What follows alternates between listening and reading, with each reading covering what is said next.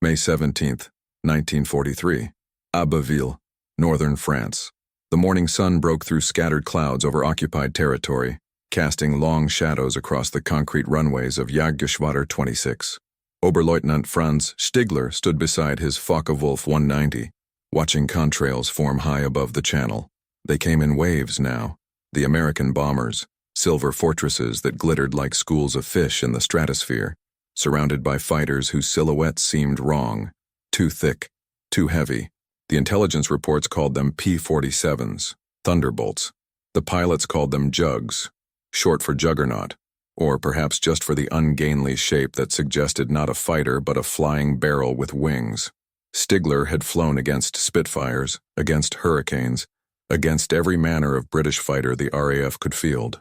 He knew the dance of air combat, the geometry of energy and position, the sweet calculations that turned altitude into speed and speed into life.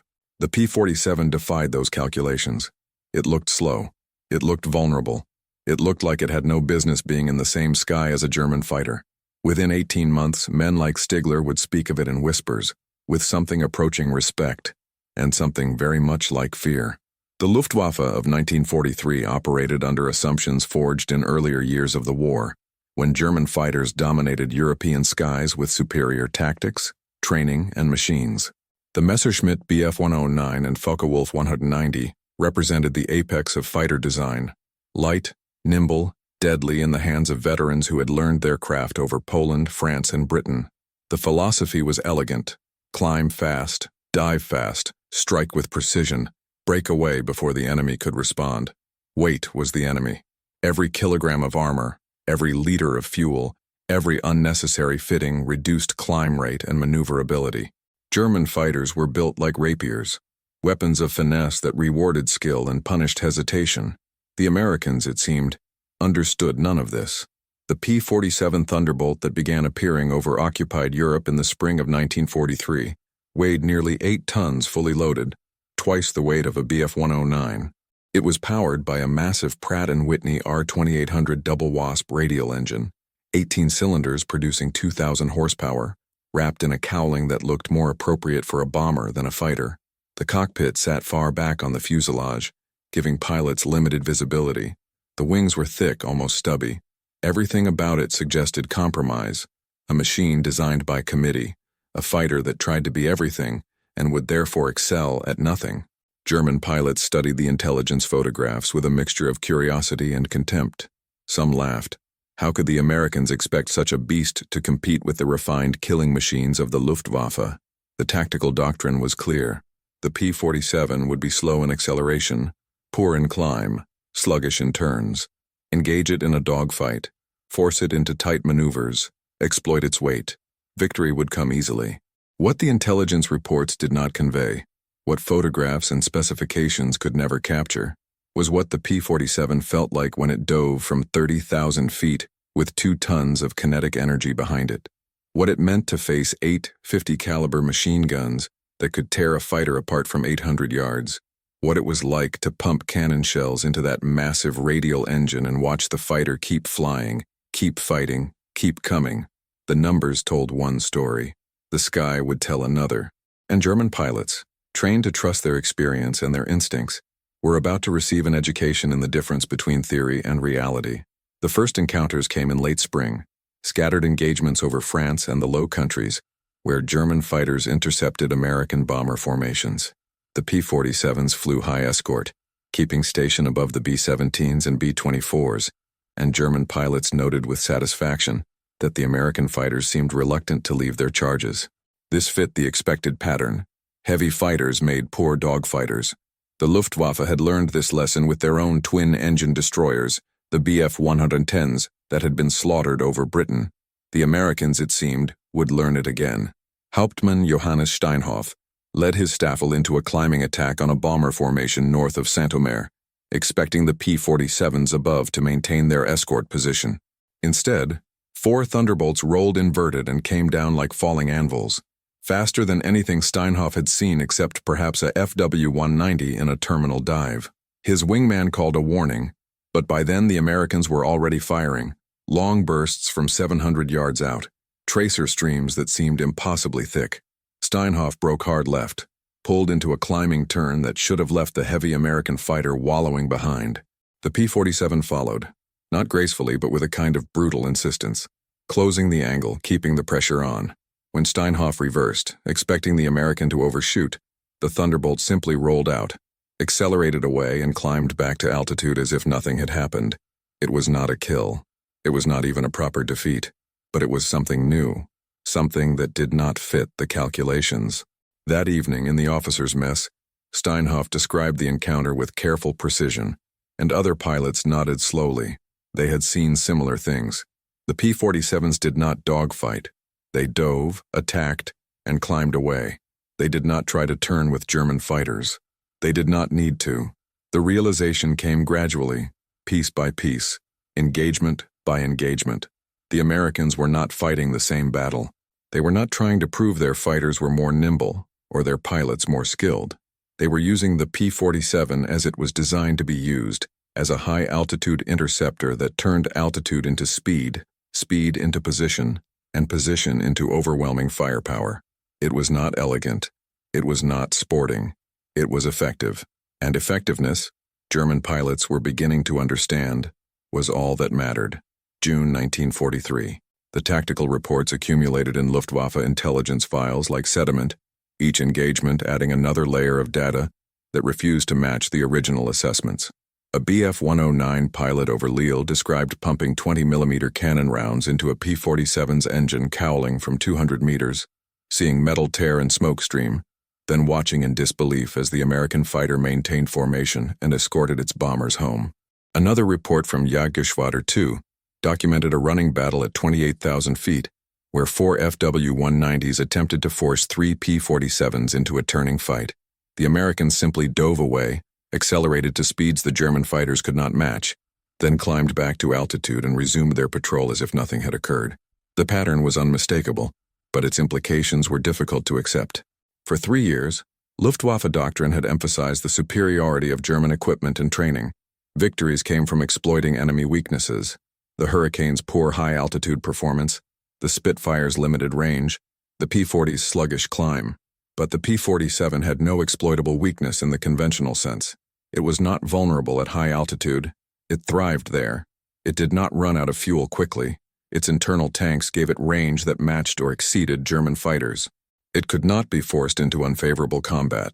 If conditions were wrong, the Americans simply refused engagement. Oberleutnant Heinz Knoke, stationed at Oldenburg, wrote in his diary after an encounter over the North Sea, "The American fighter is nothing like what we were told. It absorbs damage that would destroy 2 of our aircraft. Its pilot has discipline we do not expect from Americans. He does not chase, does not showboat, does not deviate from his mission. When he attacks, it is from advantage. When we have advantage, he denies us battle. This is not the behavior of an inferior force." The psychological impact extended beyond individual pilots. Unit commanders began warning their men not to engage P-47s unless conditions were overwhelmingly favorable. This was presented as tactical wisdom, but beneath the practical advice lay something more troubling: an admission that German fighters no longer controlled the terms of engagement. The Americans decided when and where combat occurred. This inversion of the established order, subtle but profound, marked the first crack in the certainty that had sustained the Jagdwaffe through years of combat. They had met an opponent who refused to fight their war. The psychological adaptation proved more difficult than the tactical one. German fighter pilots were not merely trained aviators. They were products of a system that emphasized natural aggression, individual initiative, and the cultivation of the killer instinct. The ACE system rewarded personal victory counts, creating a culture where combat was individual expression, where each engagement was an opportunity to prove superiority. This philosophy had produced men like Erich Hartmann, Gerhard Barkhorn, and Günter Rahl, pilots with hundreds of kills who dominated Eastern Front skies through sheer skill and ruthlessness. The P-47 rendered much of this obsolete. American pilots flew in tight formations, rarely straying far from their element leaders, refusing individual combat in favor of mutual support. They did not hunt for kills. They protected bombers. When they did engage, they came in pairs or fours, never alone, always with the altitude advantage, always with an escape route planned. There was nothing personal in it, nothing that allowed for the test of individual skill that German pilots craved. Lieutenant Gustav Rudel, a veteran of the Eastern Front recently transferred west, found the contrast jarring. Against the Russians, he explained to fellow pilots, you could rely on mistakes. They would chase when they should break off. They would dogfight when they should run. Every engagement offered opportunities for the better pilot to prevail. The Americans offer no such opportunities. They have turned air combat into factory work, mechanical, precise, without passion or personality. But beneath the criticism lay something else. Frustration. The loss rates were climbing, slowly but steadily. Experienced pilots were dying not in dramatic dogfights, but in sudden, violent encounters that lasted seconds.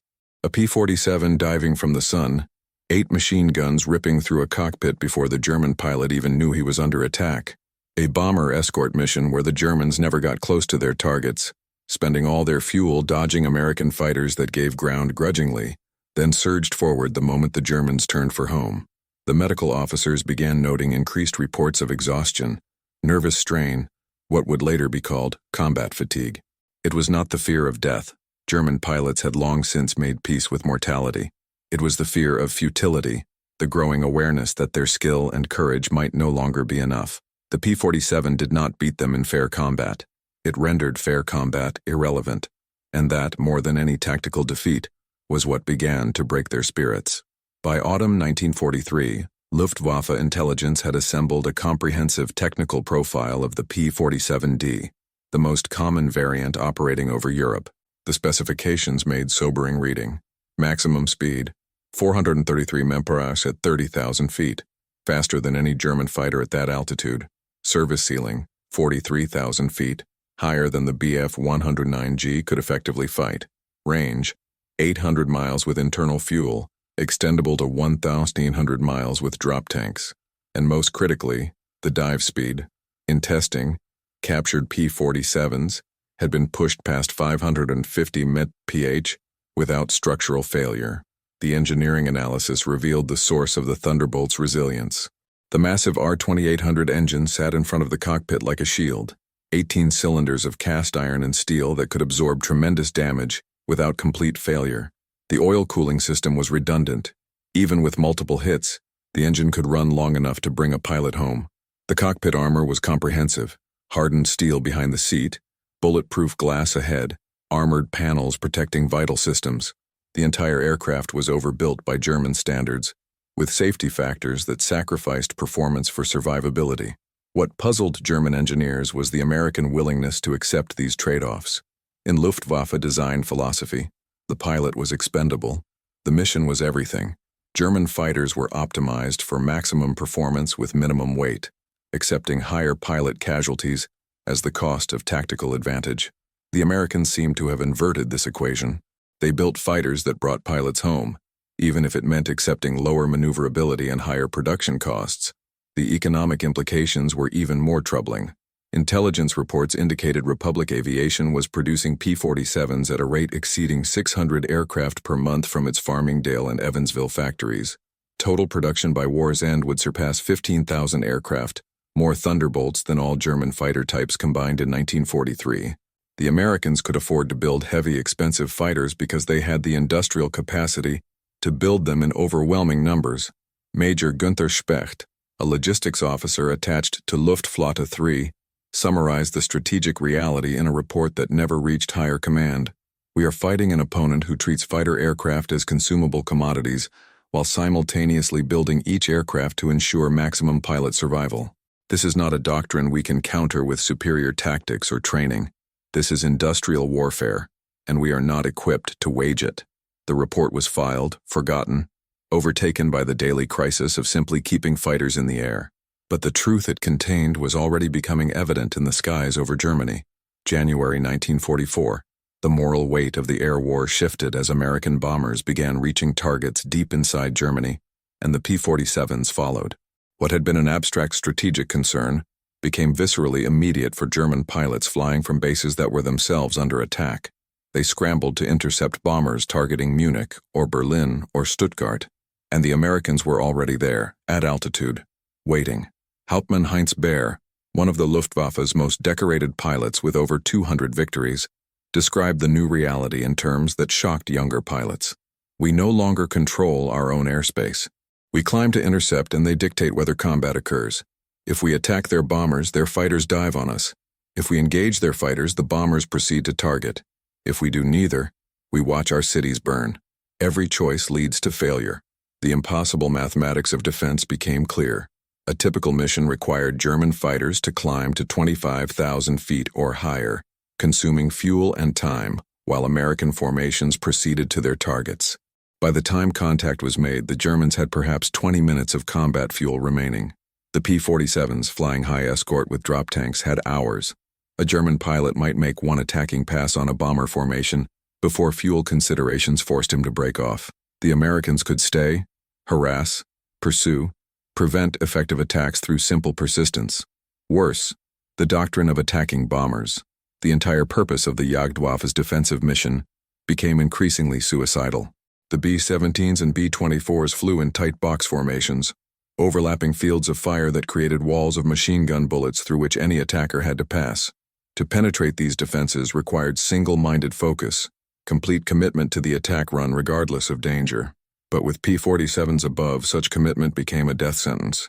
The moment a German pilot fixed his attention on a bomber, the American fighters dove, catching him in the vulnerable seconds when he could neither evade nor abort. The choice was explicit: accomplish the mission and die, or preserve yourself and watch the mission fail. Some pilots chose the former and were listed as heroes in Luftwaffe communiqué. Others chose the latter and were quietly transferred to less demanding postings. Most tried to find a middle path, making nominal attacks that satisfied commanders without courting certain death. The moral calculus was corrosive. Men who had flown hundreds of missions, who had faced death countless times, began to question not their courage but their purpose. What was the point of bravery against an opponent who controlled every variable of the engagement? Spring 1944 brought two developments that fundamentally altered the air war over Europe. The first was the arrival of the P-51 Mustang, a fighter with even greater range than the P-47, capable of escorting bombers all the way to Berlin and beyond. The second was Operation Argument, Big Week, a coordinated series of massive American bomber raids targeting German aircraft production facilities. The Luftwaffe threw everything available into the defense, and losses were catastrophic. In 6 days of sustained combat, German fighter forces lost over 300 pilots killed or seriously wounded, including some of the most experienced formation leaders. The Americans lost bombers and fighters too, but their production replaced losses within weeks. German losses were irreplaceable. For the first time, Luftwaffe pilots faced the reality that they were not being rotated out of combat for rest or retraining. There was no rest. There was no rotation. You flew until you died or until you were too badly injured to fly. The average life expectancy of a newly trained fighter pilot arriving at a Western Front unit dropped to fewer than 10 missions. Major Heinz Lang, commander of the Seku, JG-1, wrote in his unit diary, "Our new pilots arrive with perhaps 120 hours of flight time, of which 20 might be in combat aircraft. They face American pilots with 400 hours of training, flying fighters that allow them to survive their mistakes. Our boys die learning lessons the Americans learned in peacetime. We are not losing an air war. We are watching systematic slaughter dressed up as combat." The P-47 became a symbol of this imbalance. When German pilots saw thunderbolts at altitude, they knew the mission was already compromised. The Americans did not need to shoot them down. They needed only to be present, to force the Germans to fight at disadvantage, to prevent effective attacks on the bomber formations. This was strategic paralysis achieved through tactical presence, a form of victory that required no victories at all. The psychological impact manifested in squadron morale reports, medical evacuations for stress-related conditions, and the quiet resistance of pilots who developed mechanical problems at convenient moments. The Nazi propaganda machine still spoke of heroic defenders and glorious combat, but the men actually flying knew different. They were not defending Germany. They were dying to slow the inevitable, buying time measured in weeks while their commanders spoke in terms of years. The P-47, slow and ugly and effective, had become the instrument of their comprehension. The convergence came in the summer of 1944, when German fighter pilots who had survived the spring attrition began to see patterns their commanders could not acknowledge. Allied intelligence had broken Luftwaffe communications codes. American fighters often appeared exactly where German formations were weakest. The fuel shortage that had been developing for months became critical. Missions were canceled not for lack of aircraft or pilots, but for lack of aviation gasoline. And most significantly, the qualitative advantage that had sustained German fighter forces for 5 years had evaporated. Lieutenant Franz Stiegler, who had watched the first P-47s with contempt in 1943, now flew defensive patrols over Munich with a kind of weary fatalism. His Bf-109G6 was well maintained by the standards of late 1944, which meant it had engine problems, unreliable radios, and ammunition for perhaps 40 seconds of sustained fire. He flew with younger pilots who had been in combat for weeks and spoke with the hollow certainty of men who had already accepted their deaths. On a mission in July, Stiegler's Staffel intercepted a B-17 formation south of Stuttgart. The bombers flew at 26,000 feet, the P-47 escorts at 30,000 feet. Following doctrine, Stiegler led his unit in a climbing approach, hoping to force the American fighters to come down to him. They did not. They simply maintained position, watching, waiting. When Stiegler committed to an attack run, 6 Thunderbolts rolled inverted and dove, not with the wild aggression of inexperienced pilots, but with the measured precision of mechanics performing routine tasks. What followed was not combat, but execution. The P-47s worked in pairs, one positioning high, one attacking low, boxing the German fighters into impossible choices. Turn to face one threat and expose yourself to the other. Run and be caught from behind. Climb and bleed speed until you become a stationary target. Stiegler survived because his wingman did not. The young pilot, name already forgotten, died drawing fire that would otherwise have killed Stiegler. Landing with 70 bullet holes in his aircraft, Stiegler wrote in his logbook, "No longer fighting pilots, fighting system." He did not elaborate. There was no need. Every man in the squadron understood. They were not facing an opponent they could outskill or outthink. They were facing industrial capacity, tactical doctrine, and technological advantage that together formed an inescapable trap. The P-47 was not a better fighter. It was the right fighter, used correctly, in overwhelming numbers. Against that, courage meant nothing. Autumn 1944, the preparation for what everyone knew was coming, the final collapse, took forms both official and personal.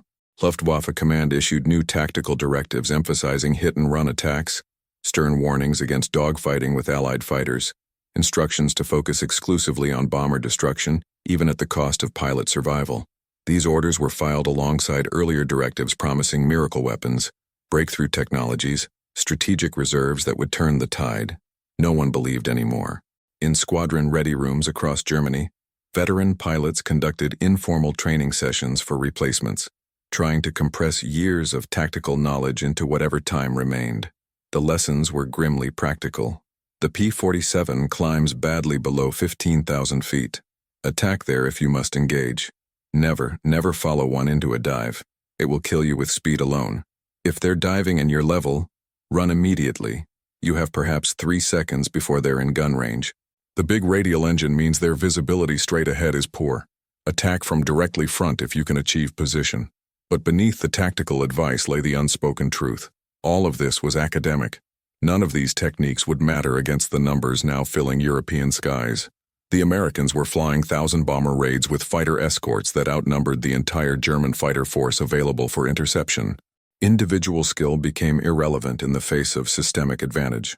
Oberfeldwebel Wilhelm Krenius, a veteran of 4 years of combat, spent his last evening before a mission teaching a 19-year-old pilot the basics of formation flying. The boy, he was barely old enough to be called a man, asked the question they all thought but rarely voiced, "Why are we still flying?" Krenius considered several answers. Because orders demanded it. Because Germany needed defenders. Because surrender was unthinkable. But he settled on the truth. Because the men in the bombers, American, British, it doesn't matter. They're just following orders too. If we don't fly, no one stands between them and cities full of civilians. Maybe we die. Probably we die. But we die doing something that matters. The young pilot nodded slowly. The next morning he died on his second mission, shot down by a P-47 over Frankfurt. The American pilot probably never knew his name, never filed a victory claim, never thought about it again. This, more than anything, was what the air war had become: industrial-scale death, so routine it barely registered, so systematic it required no malice, just altitude, position, and the certainty of machines functioning as designed. December 1944. The Ardennes Offensive, Operation Watch on the Rhine, represented Germany's last major military gamble, a surprise winter attack through Belgium aimed at splitting Allied armies and capturing Antwerp. For the operation to succeed, the Luftwaffe had to achieve something it had not managed in months: temporary air superiority over the battlefield. Every serviceable fighter was committed. Pilots flew multiple missions per day, sortie rates that would have been routine in 1940 but now represented desperate overextension. The Luftwaffe achieved surprise in the opening days, catching Allied air forces off guard, accomplishing limited local control. Then the weather cleared and the P-47s came. They came not in dozens but in hundreds, flying from forward bases in France and Belgium, operating in a tactical role they had pioneered over the preceding months: ground attack. The Thunderbolt, designed as a high-altitude interceptor, had proven equally effective as a fighter bomber, carrying bombs and rockets while retaining enough performance to defend itself against German fighters. Now they descended on German armored columns with systematic ferocity, destroying vehicles, fuel trucks, supply lines, transforming the Ardennes roads into graveyards of burning equipment. Hauptmann Georg Schröder, flying a FW-190F ground attack variant, attempted to intercept P-47s attacking German positions near Bastogne. What he found was not a fighter sweep, but a coordinated air-ground operation of stunning efficiency. The Thunderbolts worked in flights of 4, 2 providing cover at altitude while 2 attacked ground targets. When Schröder's unit engaged the top flight, the attacking aircraft simply pulled off target, regrouped, and waited for their escorts to drive the Germans away. Then they resumed attack as if nothing had interrupted them. It was like fighting the weather, Schröder later recalled. You could not stop it, could not prevent it, could only endure it and hope to survive. We shot down P-47s. I personally claimed 2 destroyed, but it made no difference to the outcome. For every one we killed, 3 more appeared. For every attack we prevented, 5 succeeded elsewhere. We were not fighting an air force. We were fighting an industrial system that produced air forces faster than we could destroy them. The Ardennes offensive failed for many reasons: insufficient fuel, stretched supply lines, Allied resistance. But the air battle played a decisive role. German forces could not maneuver under constant air attack. Every movement was observed, every concentration bombed. The P-47, slow and ungainly, had become the instrument of Germany's final battlefield defeat, and German pilots, who had once laughed at its appearance, now flinched at the sound of its engine. The final months brought not dramatic battles but grinding attrition, the systematic destruction of the Luftwaffe as a fighting force. Fuel shortages grounded entire units. Training programs collapsed. Experienced pilots died faster than replacements arrived, and replacements died before gaining experience. By March 1945, the average Luftwaffe fighter pilot had fewer than 50 hours of flight time, barely enough to handle an aircraft competently, nowhere near enough to survive combat against veterans flying superior machines. Franz Stiegler flew his last mission on March 24, 1945, part of a scratch force assembled to intercept Allied bombers attacking Berlin. His Bf-109K-4, one of the last production variants, was technically superior to the aircraft he'd flown in 1943. Faster, better armed, more maneuverable. It didn't matter. He faced P-47s and P-51s in numbers that made individual superiority meaningless. The engagement lasted perhaps 90 seconds.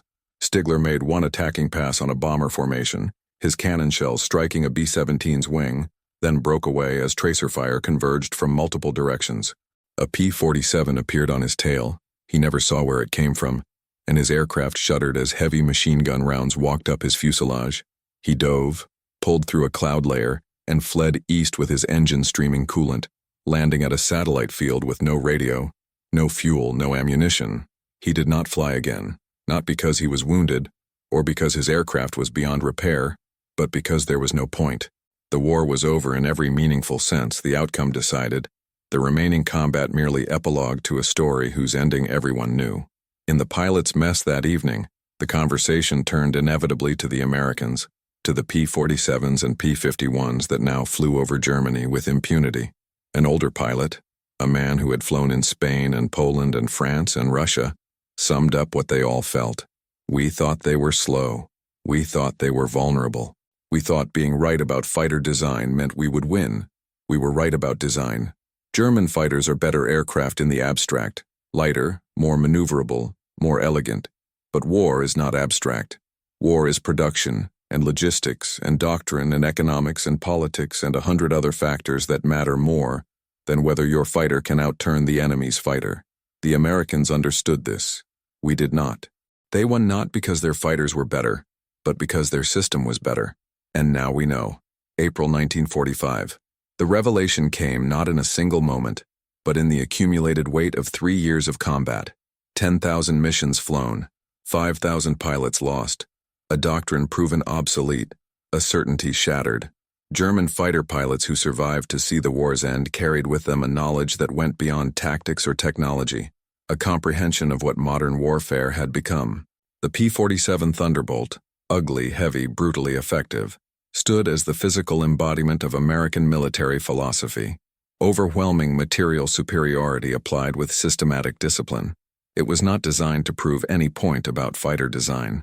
It was designed to accomplish specific missions, escort bombers, destroy enemy fighters, attack ground targets, and it accomplished these missions through the simple expedient of being in the right place with enough firepower and protection to prevail through attrition. Against this, German tactical brilliance meant nothing. Individual pilot skill, developed through years of combat, could not overcome systemic disadvantage. The finest fighter aircraft in the world, flown by veterans with hundreds of kills, could not defeat an opponent who controlled altitude, position, numbers, and replacement capacity. The air war over Europe became a demonstration of industrial capacity as military force, of economics as strategy, of systems thinking as doctrine. The psychological transformation this enforced was profound. German pilots who began the war believing in the supremacy of will and skill ended it understanding that war was mathematics, production rates, fuel consumption, replacement cycles, training capacity. The men who laughed at the P-47 in 1943 learned by 1945 to fear not the aircraft itself but what it represented, an opponent who had industrialized warfare so completely that individual excellence became statistically irrelevant. This was the true victory of the P-47, more significant than any combat claim or loss ratio. It broke the psychological certainty of the Jagdwaffe, the belief that German pilots were inherently superior, that their training and tactics and aircraft gave them permanent advantage. The Americans won not by proving their fighters were better, but by rendering the question of better meaningless. They did not need the best fighter. They needed enough good fighters, used correctly in sufficient numbers, and they had them. The confession, when German pilots finally voiced it after the war, was not about losing battles. It was about understanding too late what kind of war they were actually fighting. We thought it was too slow. Everything they believed about air combat was contained in that sentence. Everything they learned was contained in what followed. It didn't need to be fast. The statistics tell part of the story.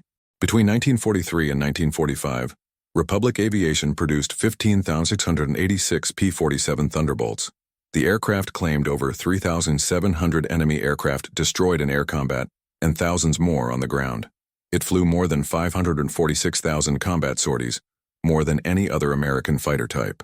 Its loss ratio in air combat was favorable, approximately 2 enemy aircraft destroyed for every P-47 lost to all causes.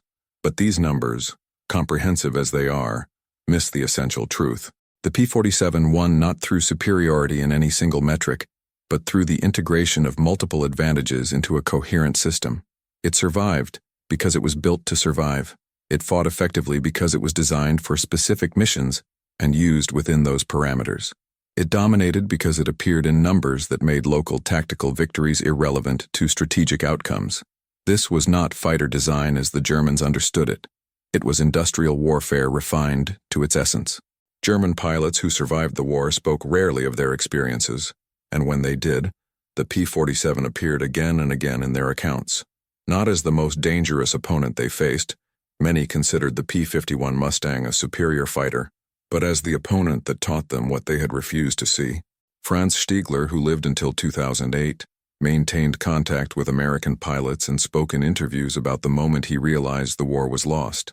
When I saw how many P-47s there were, how much damage they could take, how they kept coming regardless of what we did. That's when I understood we were fighting not an air force but an economy, and you cannot shoot down an economy. The lesson extends beyond the specific history of one aircraft in one war. The P-47 Thunderbolt represents the industrialization of combat, the transformation of warfare from individual contest to systematic process. It succeeded not by being elegant or beautiful or conforming to established theories of fighter design. It succeeded by being effective, producible, and survivable, qualities that matter more in total war than any amount of grace or tradition. The German aces confessed what the P-47 did to them, and in that confession lies a truth about modern warfare. Victory belongs not to the most skilled or the most courageous, but to those who best understand and exploit the relationship between industrial capacity, technological application, and strategic doctrine. The slow, heavy, ugly fighter taught them this, and they never forgot.